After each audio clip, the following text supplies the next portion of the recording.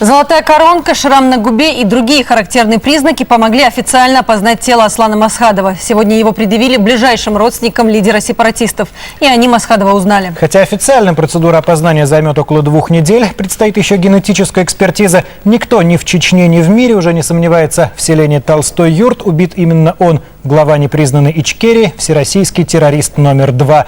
Но обстоятельства его смерти по-прежнему окутаны тайной. Из Толстой-Юрта передает Руслан Гусаров. 5 лет вооруженной борьбы, обстрелы и бомбежки, конспиративные квартиры, явки и пароли. Все это для Аслана Масхадова закончилось вот в этом доме по улице Суворова, 2. В, казалось бы, самом спокойном селе Чечни Толстой-Юрт. Масхадова больше нет, его тело опознано. Сегодня об этом в Чечне заявили официально. В присутствии следственной оперативной группы Генпрокуратуры России тело Масхадова опознавали родственники и близкие лидера чеченских боевиков.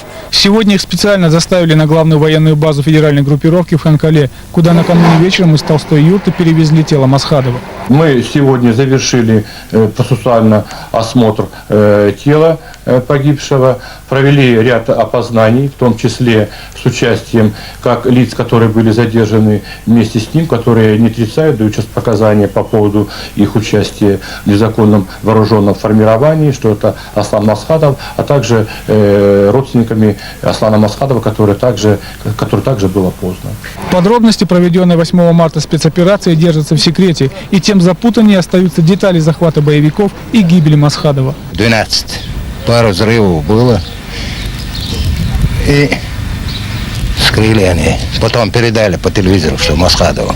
А вы как узнали откуда? Взрывы, о которых говорит этот человек, по всей видимости, и были той самой решающей атакой спецназа ФСБ, в результате которой Аслан Масхадов был убит, а 3 его сообщников задержаны. Аслан Масхадов находился непосредственно в бункере, и не было возможности проникновения в бункер. И было принято решение о его подрыве. По первоначальной версии, бойцы Центра специального назначения ФСБ России пытались достать Масхадова из бетонного бункера уже после того, как без единого выстрела обезвредили в доме 3 его сообщников. И этим объясняется то, что Масхадов погиб, а его охраны нет. По другой, Аслан Масхадов был в подвале вместе с другими боевиками, но тогда не ясно, как они сумели выжить после взрывов. Пытались оттуда вытащить их живьем, предложили сдаться, они отказались, оказали сопротивление. Из подвала открыли огонь. Было применено взрывное устройство. После этого оставшиеся в живых сдались федеральным силам. Возможно, именно из-за такой противоречивой трактовки первый вице-премьер Чечни Рамзан Кадыров накануне заявил, что Масхадов, вероятно, погиб от пули своего охранника в результате неосторожного обращения с оружием. Сегодня Кадыров говорил о роли Масхадова в борьбе с федеральным центром и о том, кто сейчас главная террористическая угроза стране. Масхадов — это бедолага, старик был. Это для меня Басаев большое значение имеет. Он Масхадов говорил, а Басаев убивал. Между тем, по описанию очевидцев, на теле Масхадова не было заметно открытых ран, за исключением выбитого глаза. Была ли это рана от пули, от осколка, пока неизвестно. Следы крови в месте, где вчера лежало тело Масхадова, оставались и сегодня. Их объяснили кровотечением из ушей, что характерно для сильно контуженного человека. Предполагается, что в этом подвале с толщиной стены потолка от 50 сантиметров до полуметра Аслан Масхадов мог находиться несколько дней или даже недель. Найти подвал было очень непросто, и в какой-то момент спецназовцы даже хотели уйти из дома. Но одному из бойцов показалось подозрительным, что в старых половицах были вбиты новые гвозди. В бункере было все необходимое для проживания – вентиляция, тепло, спальные места. Очевидно, что без ведома хозяев организовать такое невозможно. Весь день сотрудники местного райотдела милиции вели раскопки взорванного бункера, но ничего нового не обнаружили. По имеющейся информации, все представляющие оперативный интерес вещественные доказательства и прежде всего документы Масхадова были изъяты еще вчера и, по словам очевидцев, вывезены в большой спортивной сумке. Руслан Гусаров, Аттима Дадаева, Игорь Малышев, Олег Кутулов и Арбиз Убайраев, Северокавказский центр МТВ, Толстой-Юрт, Чечня. Очевидно, что после смерти Масхадова главной целью российских спецслужб и чеченских силовиков станет Шамиль Басаев. Не исключено, что террорист номер 1 и сам попробует объявить себя преемником Масхадова. Такой прогноз дает, например, советник президента России Асламбек Аслаханов. Как будут развиваться события дальше? Ослабнет или усилится теперь вероятность терактов? В разноголосый гул комментариев слушался Роман Соболь. Новости из Чечни не были внесены в повестку заседания Госдумы. Они и так звучали почти в каждом выступлении и обсуждались в кулуарах. Та задача, которая была поставлена перед нашими правоохранительными органами и спецслужбами по уничтожению главарей бандформирования, она выполняется. Оценки разные, от сдержанных, почти пессимистических до восторженных. Вице-спикер Жириновский и вовсе сравнил спецоперацию с переломной битвой на Курской дуге. Представители парламентской оппозиции поздравляли силовиков с очевидным успехом, но в то же время высказывали пожелания на будущее. Лидеров террористов желательно брать живьем. Когда организатор терактов и преступлений попадает в лапы правосудия живой, многие ниточки разматываются, и эффективность следствия бывает более высокой. Раньше Масхадова считали единственным боевиком, с которым теоретически можно вести переговоры. Сегодня об этом не вспоминали. Никаких переговоров. И был ли Масхадов влиятельной фигурой, или его вытеснило новое поколение экстремистов? Спецслужбам напомнили о других целях. Нам нужен Басаев, и нам нужна новая политика на Кавказе, которая приведет к ликвидации социальной поддержки вот этих молодых банд волков. Многие говорят о том, что утрачена возможность ведения переговоров. Я бы не сказал. Во-первых, ведение переговоров велось и при Масхадове. И я так полагаю, что эти события подвинут часть из соратников того же Масхадова к тому, чтобы прийти к пониманию, что дальнейшее противодействие и борьба бесполезна, бессмысленна. Снова все уже ждут реакции Америки. Что вот Америка скажет по тому, как российские спецслужбы провели операцию эту. Вряд ли депутатам совсем не интересна реакция за границы. А она была неоднозначной. Кто-то считает ликвидацию Масхадова политической ошибкой. Кто-то сравнивает ее по значимости с захватом Саддама Хусейна. Где-то посередине позиция Госдепартамента США. Американская политика в отношении Чечни остается прежней, в ожидании политического решения проблемы. Это ожидание возможных переговоров на Западе устойчиво ассоциировалось с Масхадовым. И он такой имидж поддерживал. Объявлял перемирие, искал любые контакты. Даже появилось мнение, Масхадова убили, чтобы исключить возможность переговоров.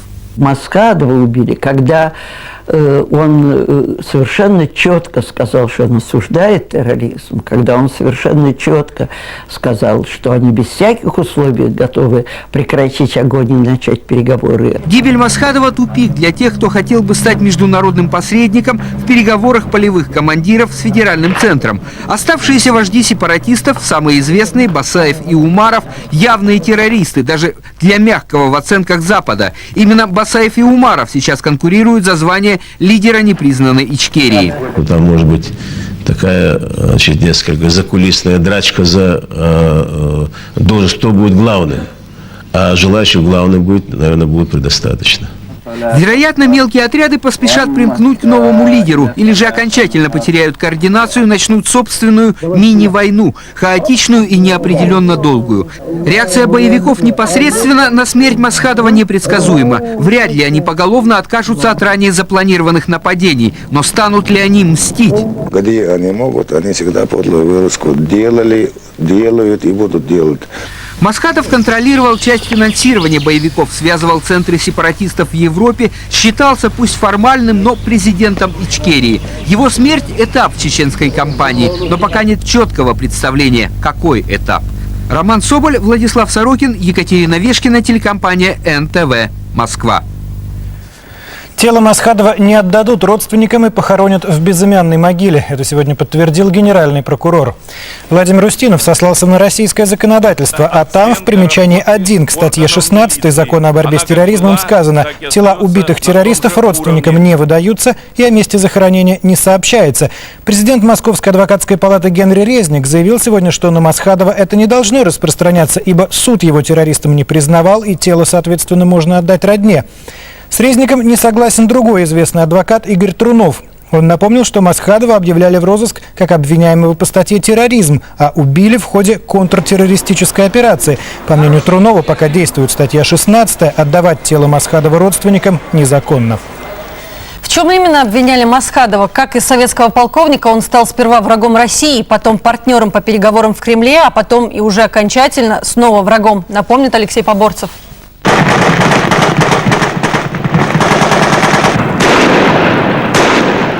Это была первая громкая операция бывшего полковника советской армии Аслана Масхадова. 26 ноября 1994 года разработанный Федеральной службой контрразведки захват Грозного силами антидудаевской оппозиции провалился. А из подорванных и захваченных в плен танков достали русских танкистов. Экипажи практически во всех этих танках русские, основное механик-водитель и наводчик. Через месяц, 1 января 95-го, начальник главного штаба чеченских вооруженных сил разгромил в Грозном колонну 131-й отдельной Майкопской бригады и почти 3 недели успешно руководил обороной дворца Дудаева. Воевали там наши ребята по-настоящему. Это признают, кстати, и тот же Аслан Масхадов. Воевали, говорит, вот блестяще. Мне, говорит, жалко было ребят. Он еще был тогда с настроением советского офицера, как он говорит. Он мне всегда говорил, я советский полковник и коммунист. В Первую Чеченскую войну Масхадов был для российских генералов едва ли не единственным лидером сепаратистов, с кем было не стыдно сидеть за столом переговоров. Советский полковник и коммунист всегда твердо знал, чего хотел. Масхадов каждый раз, когда их загоняли в тупик, им было тяжело, он немедленно присылал письмо, бумагу командованию с просьбой переговорить. Но каждый раз нам казалось, что они созрели и готовы уже прекратить ведение боевых действий и решить все мирным путем. Но каждый раз мы ошибались. У переговоров была еще одна особенность. Российские военачальники пытались объяснить неудачи чеченской кампании предательством и искали у Масхадова подтверждения. Масхадов всегда с ними соглашался, но конкретные имена не называл. Хватит, завоевались. Дальше других переговорщиков пошел Александр Лебедь. Летом 96-го Борис Ельцин пообещал избирателям прекратить кровопролитие. Лебедь и Масхадов попытались это сделать. В Кремле решали чеченскую проблему мирным путем. Москва поддержала Масхадова на президентских выборах в Чечне. В 97-м в Кремле подписали мирный договор. Подписали сейчас с президентом Чеченской Республики, Республики Ичкерия, мирный договор. Тогда самым страшным террористом считали Басаева. Масхадов всегда публично открещивался от экстремизма Басаева и Радуева. Когда власть в независимой Чечне стала принимать откровенно недемократичные формы, в республике и за ее пределами все чаще стали говорить, что Масхадов либо утратил контроль над ситуацией, либо сам стал заложником экстремистов. Тем более, что на чеченского президента было организовано несколько покушений.